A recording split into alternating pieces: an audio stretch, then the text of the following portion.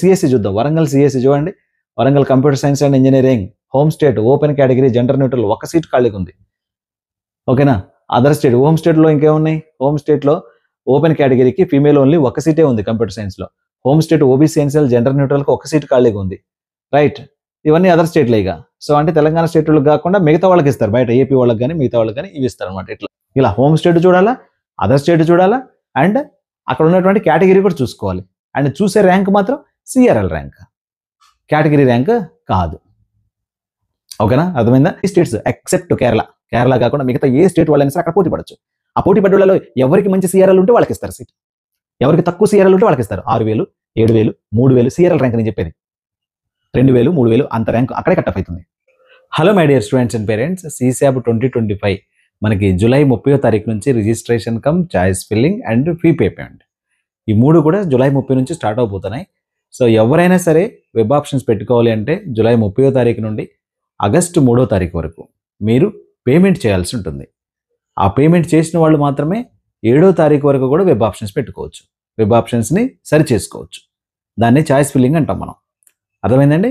So 3వ తారీఖు లోపల ఎవరైతే పేమెంట్ చేస్తారో, రిజిస్టర్ అయిన తర్వాత పేమెంట్ చేస్తారో వాళ్ళు మాత్రమే వెబ్ చాయిస్ ఫిల్లింగ్ చేసుకోవడానికి అవకాశం ఉంటుంది. సార్ నేను 4వ తారీఖు నుంచి పేమెంట్ చేసి చాయిస్ ఫిల్లింగ్ చేసుకుంటానంటే కుదరదు. 5వ తారీఖు పేమెంట్ చేస్తానంటే కుదరదు. 3వ తారీఖు లోపల పేమెంట్ చేసి ఉండాలి. మీరు మాక్ సీట్ అలాట్మెంట్ కూడా చెక్ చేసుకోవాలనుకుంటే 30వ తారీఖు నాడు పేమెంట్ చేయండి, 1వ తారీఖు పేమెంట్ చేయండి.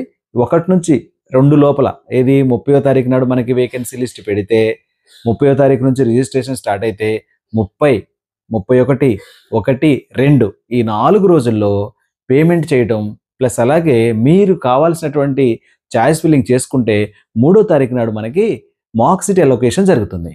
ఈ మాక్ సీట్ అలొకేషన్లో ఏంటి, మనం పెట్టుకున్నటువంటి ఆప్షన్లో మనకి ఎక్కడన్నా సీట్ వస్తుందా రాదా అనే విషయం తెలుస్తుంది. ఓకేనా.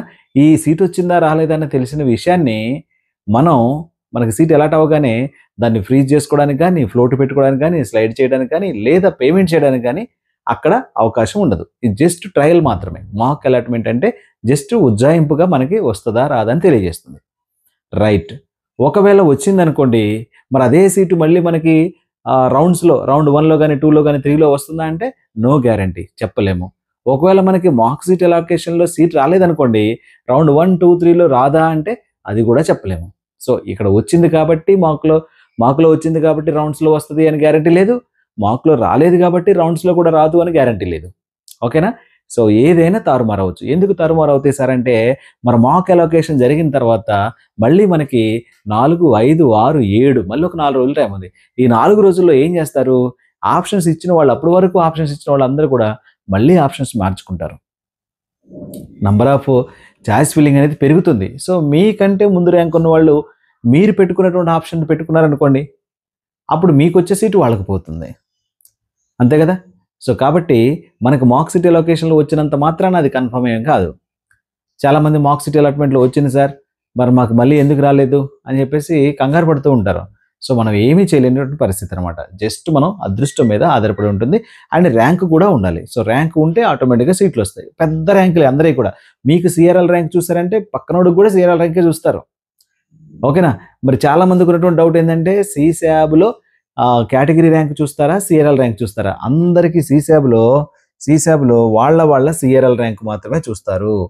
వాళ్ళ సిఆర్ఎల్ ర్యాంక్ మాత్రమే చూస్తారు. ఫర్ ఎగ్జాంపుల్ CSAB వేకెన్సీస్లో SC కేటగిరీకి 100 సీట్స్ ఉన్నాయనుకుందాం, ST కేటగిరీకి ఒక 200 సీట్స్ ఉన్నాయనుకుందాం, అలాగే EWS క్యాండిడేట్స్కి ఒక 300 సీట్లు ఉన్నాయనుకుందాం, ఆ తర్వాత OBCకి ఒక 500 సీట్లు ఉన్నాయనుకుందాం. జస్ట్ నేను ఎగ్జాంపుల్ చెప్తున్నాను. ఓపెన్ కేటగిరీకి ఒక 700 సీట్లు ఉన్నాయనుకుందాం. ఇవి నంబర్ ఆఫ్ సీట్లు అనమాట. మరి వీటిని ఎలా ఫిల్అప్ చేస్తారు? SC కేటగిరీకి SC వాళ్ళు మాత్రమే పోటీ పడాలి, ఈ క్యాస్ట్ వాళ్ళు మాత్రమే పోటీ పడతారు. వీళ్ళందరూ అప్లై చేసుకుంటారు, ఇందులో ఉన్న బ్రాంచెస్ కూడా వీళ్ళు పెట్టుకుంటారు, కానీ వాళ్ళకి ఇవ్వరు కదా. ఇక్కడ బ్రాంచ్లు ఫర్ ఎగ్జాంపుల్ అన్నింటిలో కంప్యూటర్ సైన్స్ ఉంటుంది, ఇక్కడ కంప్యూటర్ సైన్స్ అంటే వీళ్ళకి కంప్యూటర్ సైన్స్ ఖాళీలు ఉంటాయి, వీళ్ళకి కంప్యూటర్ సైన్స్ ఖాళీలు ఉంటాయి, వీళ్ళకి కంప్యూటర్ సైన్స్ ఖాళీలు ఉంటాయి, వీళ్ళు కూడా కంప్యూటర్ సైన్స్ ఉంటుంది, SC కూడా. ఆ పర్టికులర్ కేటగిరీలో ఉన్నటువంటి కంప్యూటర్ సైన్స్ సీట్లని ఆ పర్టికులర్ కేటగిరీలో ఉన్నటువంటి కేటగిరీ ర్యాంక్ కాకుండా సిఆర్ఎల్ ర్యాంక్ చూస్తారు. 100 సీట్లోనే 1000 మంది పార్టిసిపేట్ చేశారు. ఆ 1000 మందిలో మొదటి నుంచి ఏది సిఆర్ఎల్ ర్యాంక్, మొదటి నుంచి 100 ర్యాంకులు ఎవరైతే ఉన్నాయో వాళ్ళకి మాత్రమే సీట్లు వస్తాయి. మొదటి నుంచి 100 ర్యాంకులు అంటే ఏంటి సార్, మాకు మొదటి ర్యాంక్ రాలేదు, మాకు 100 ర్యాంక్ రాలేదు, మాకు 1,00,000 ర్యాంక్ వచ్చింది సార్, 4 లక్షలు వచ్చింది సార్ అని కూడా కంగారు ఉంటుంది. ఫర్ ఎగ్జాంపుల్ 50,000 ర్యాంక్ ఉంది ఒకడికి, 55,000 ర్యాంక్ వచ్చినోడు పార్టిసిపేట్ చేశాడు, 60,000 ర్యాంక్ వచ్చినోడు పార్టిసిపేట్ చేశాడు, 70,000 ర్యాంక్ కూడా పార్టిసిపేట్, ఇలా ఎంతవరకు పార్టిసిపేట్ చేస్తారు? దాదాపు 10 లక్షల ర్యాంకు ఉన్న వాళ్ళ వరకు పార్టిసిపేట్ చేస్తారు. 10 లక్షలు అంటే 50,000లో 50,000 ర్యాంక్ వచ్చిన వాళ్ళు ఎంతమంది ఉన్నారు? 10 మంది ఉన్నారు అనుకోండి. ఈ 10 మందికి సీట్లు వచ్చి వస్తాయి కదా ముందే. 100 సీట్లలో 10 సీట్లు వాళ్ళకి వెళ్ళిపోతాయి కదా.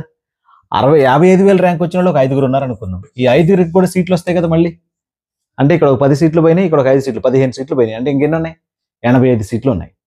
ఆ 85 సీట్లు 60,000లో దాదాపు ఒక 50 మంది ఉన్నారు అనుకుందాం. 60,000 ర్యాంక్ వచ్చిన వాళ్ళు 60,000, 61,000, 62,000 అలా 70,000 లోపు ఒక 50 మంది ఉన్నారు అనుకోను. 50 మంది ఉంటే అప్పుడు ఇన్ని 100లో మళ్ళీ 50 సీట్లు అయిపోయినాయి కదా. ఇలా ఫిలప్ చేసుకుంటూ మీ దాకా వచ్చిందనుకోండి, మీ ర్యాంక్ చెక్ చేసేదాకా వచ్చినారనుకోండి, సీట్లు మిగిలాయి అనుకోండి, అప్పుడు మీకు సీట్ వస్తుంది.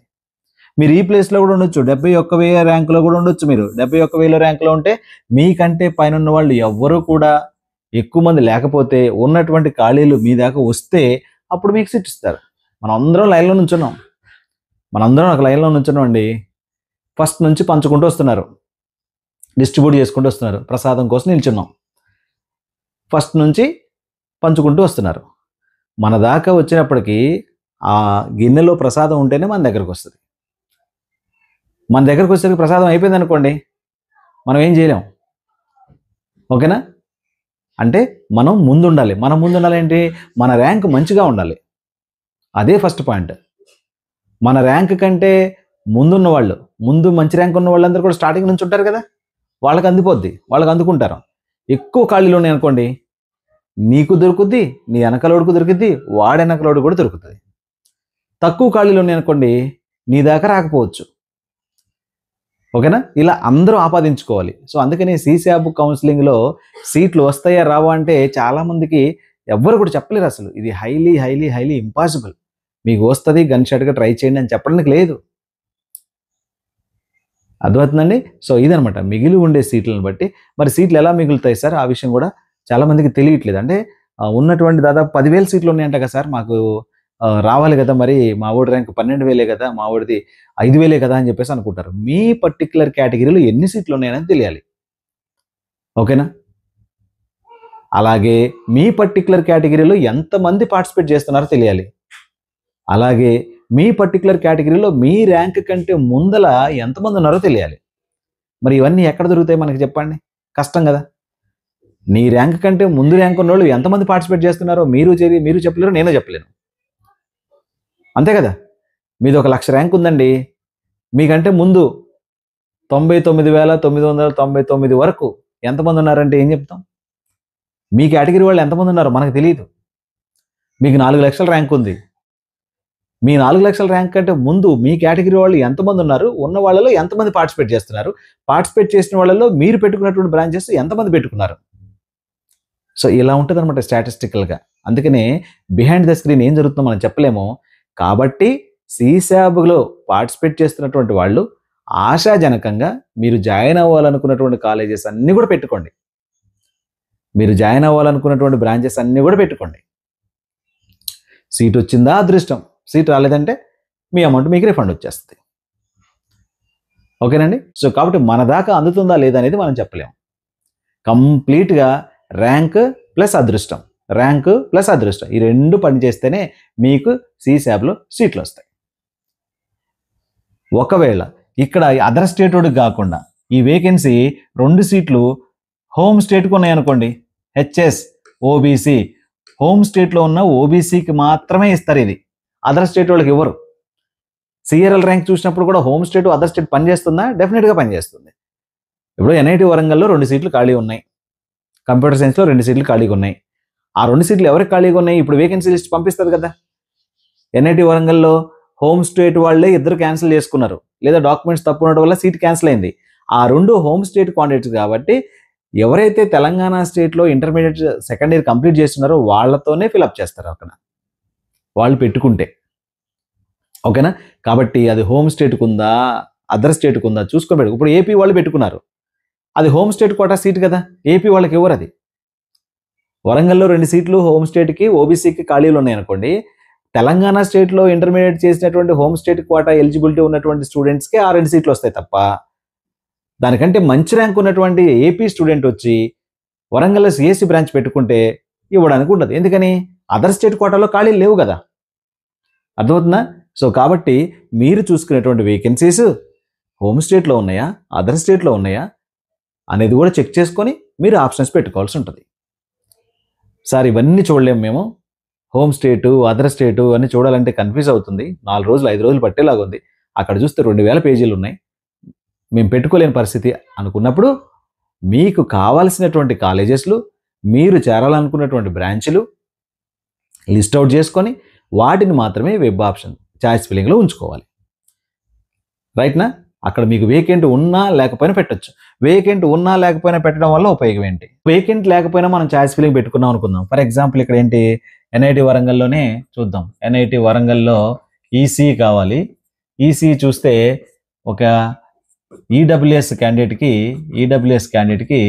నో వేకెంట్, 0 వేకెన్సీ ఉంది, 0 వేకెన్సీ. కానీ 0 వేకెన్సీ అంటే ఏంటి? అక్కడ ఉన్నటువంటి 60 సీట్లలో 60 మంది ఉన్నారు. అలాగే ఈడబ్ల్యూఎస్ కోటాకి సంబంధించినటువంటి 10 మంది స్టూడెంట్స్లో 10 మంది రిపోర్ట్ చేశారు, అంటే పార్షియల్ అడ్మిషన్ ఫీజు కట్టుకున్నారు, కాబట్టి అది ఖాళీ లేదు. ఓకే, ఇప్పుడు ఇక్కడ ఫిల్ అయినటువంటి 10 సీట్లు ఏది అనేది వరంగల్లో ఈసీలో ఈడబ్ల్యూఎస్కి ఉన్నటువంటి 10 సీట్లు ఫిల్అప్ అయిపోయినాయి. ఈ 10 సీట్లలో ఎవరో ఒకరు ఏం చేస్తారు, క్యాలికట్ కానీ, సూరత్కల్ కానీ అండ్ తిరుచి కానీ ఏదో ఒకటి పెట్టుకుంటాడు, లేదా వరంగల్లోనే సిఎస్సి పెట్టుకుంటాడు అనుకుందాం. రైట్? ఈసీ వచ్చిన స్టూడెంట్ వరంగల్లోనే సిఎస్సి పెట్టుకుంటాడు, వాడికి పుసుక్కున్న వరంగల్లో సిఎస్సి సీట్ వచ్చింది. అప్పుడేమవుద్ది, ఒకడు బయటికి వెళ్ళిపోయినప్పుడు ఎన్ని ఉంటాయి ఇక్కడ? 9 మంది ఉంటారు ఇక్కడ, అంటే ఒకటి ఖాళీగా ఉంటుంది, ఎంటీ. ఈ సీట్ ఖాళీయే కదా, ఈ సీట్ ఖాళీ అయిపోద్ది.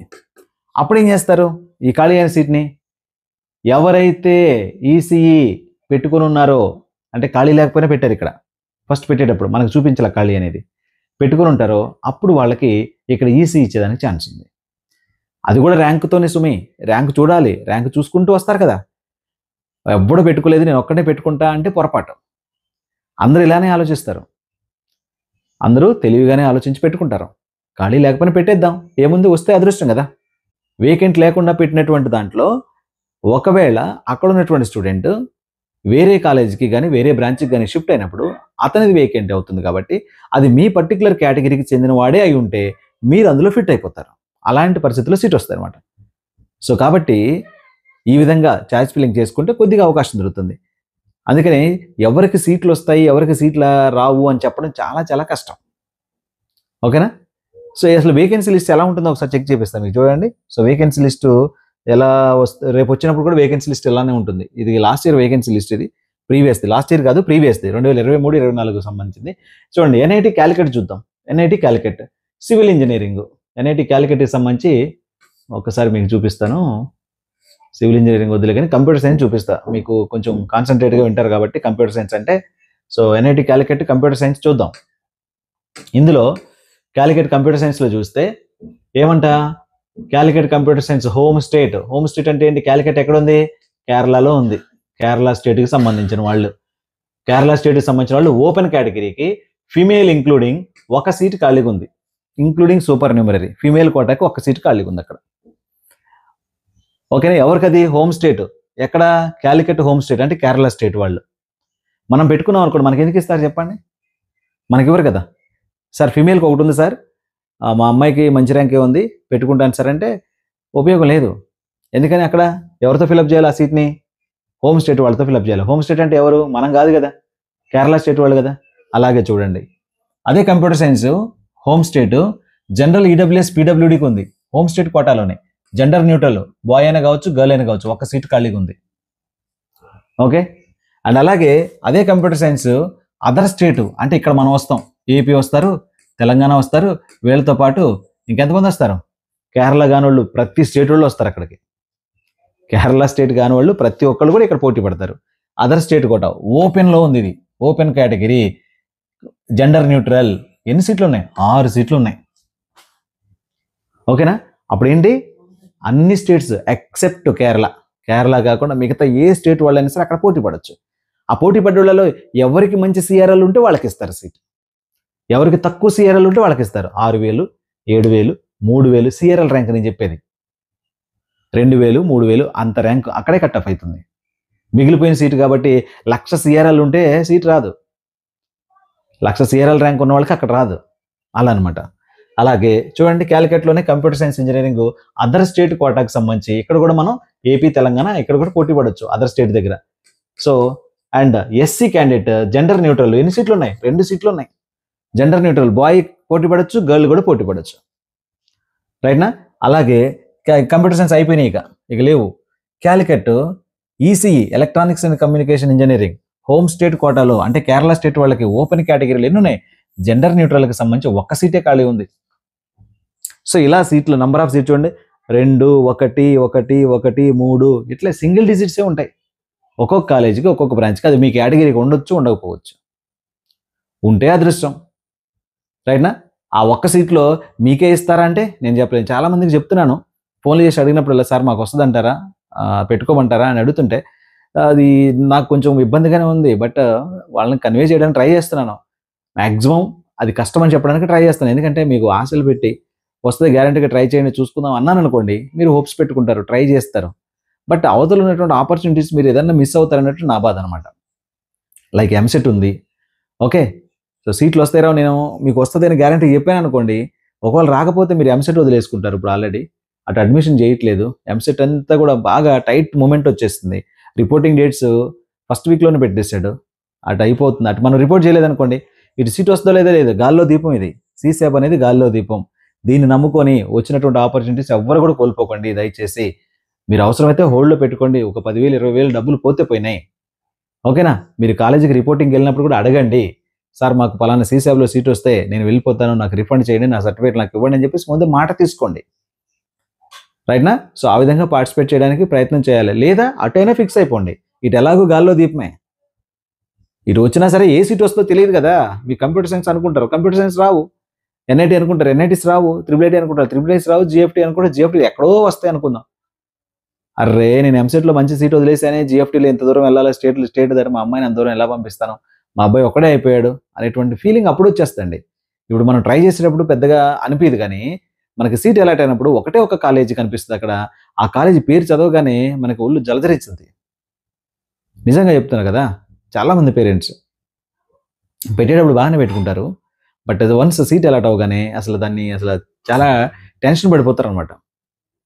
ఎందుకని సార్ అన్ని కాలేజీలు 400 కాలేజీలు పెట్టాం సార్, మాకు 398 దగ్గర ఎందుకు వచ్చింది, మిగతా అన్ని మంచి మంచి కాలేజీలు సార్, మంచి కాలేజీలు సార్, రావాలి కదా సార్ అని చెప్పేసి అప్పుడు విచారం వ్యక్తం చేస్తారన్నమాట. సో కాబట్టి ఖచ్చితంగా మీరు వెళ్ళాలనుకున్న కాలేజీలు పెట్టండి.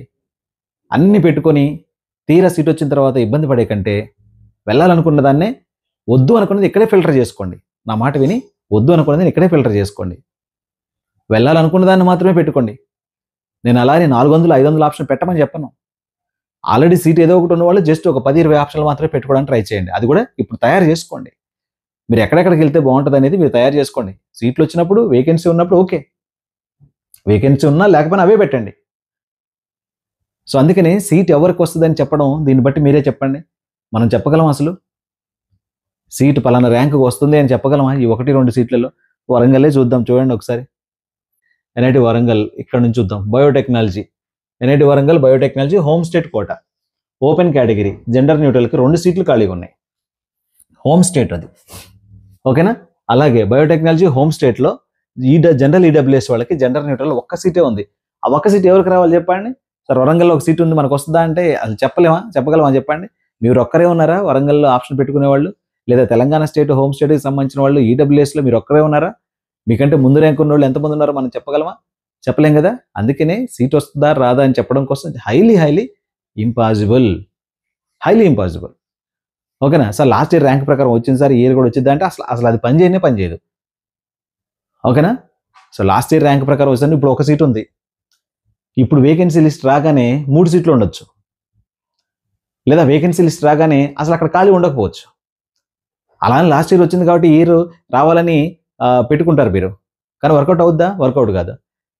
సో ఈ విధంగా మనకు జస్ట్ ప్రాక్టికల్గా థింక్ చేయాలి మనం, అంతేగాని ఏదో అక్కడ చూపించారు కదా లిస్ట్లో ఉంది కదా అని చెప్పేసి అనుకోవద్దు. మీకు కూడా ప్రాక్టికల్ నాలెడ్జ్ కావాలి కాబట్టి ఇలా మీకు చెప్పడం జరుగుతుంది అనమాట. అండ్ అలాగే ఇక్కడ చూద్దాం, ముఖ్యంగా సిఎస్సి చూద్దాం. వరంగల్ సిఎస్సి చూడండి, Warangal computer science and engineering home state open category gender neutral ఒక సీట్ ఖాళీగా ఉంది.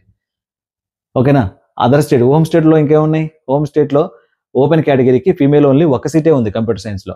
Home state OBC NCL gender న్యూట్రల్కి ఒక సీట్ ఖాళీగా ఉంది. రైట్, ఇవన్నీ అదర్ స్టేట్లో. ఇక సో అంటే తెలంగాణ స్టేట్ వాళ్ళకి కాకుండా మిగతా వాళ్ళకి ఇస్తారు, బయట ఏపీ వాళ్ళకి కానీ మిగతా వాళ్ళకి కానీ ఇవి ఇస్తారు అనమాట ఇట్లా. So home state Telangana state ఉన్న వాళ్ళు మాత్రమే హోమ్ స్టేట్లో వస్తారు, తెలంగాణ స్టేట్లో ఇంటర్మీడియట్ చేసిన వాళ్ళు మాత్రమే. మిగతా అన్ని కూడా అదర్ స్టేట్ కిందకి వచ్చేస్తారు. ఇలా హోమ్ స్టేట్ చూడాలా, అదర్ స్టేట్ చూడాలా, అండ్ అక్కడ ఉన్నటువంటి కేటగిరీ కూడా చూసుకోవాలి. అండ్ చూసే ర్యాంక్ మాత్రం సిఆర్ఎల్ ర్యాంక్, కేటగిరీ ర్యాంక్ కాదు. ఓకేనా, అర్థమైందా? సో ఇదనమాట. కాబట్టి ప్రిడిక్షన్ అనేది హైలీ ఇంపాసిబుల్. జస్ట్ ప్రాక్టికల్గా ఉండండి, మీకు వస్తుందా రాదా, క్యాజువల్గా ట్రై చేద్దామంటే ట్రై చేసుకున్నారు.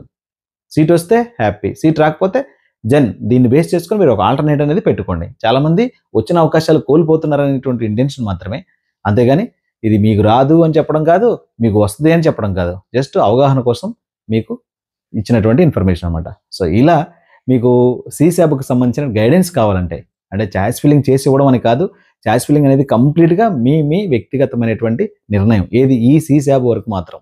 సో జోసాలో అంటే నేను చేసేసాను, ఇచ్చేసాను, అయిపోయింది. ఓకే, బట్ సీశాబ్కి మాత్రం మీరు వెళ్ళాలనుకునేటువంటి కాలేజీలు మాత్రమే పెట్టుకోవడానికి ప్రయత్నం చేయండి. అది కూడా depends on vacancy or depends on your interest. Vacant ఉన్నా లేకపోతే పెట్టుకోవచ్చు అని చెప్తున్నా కదా.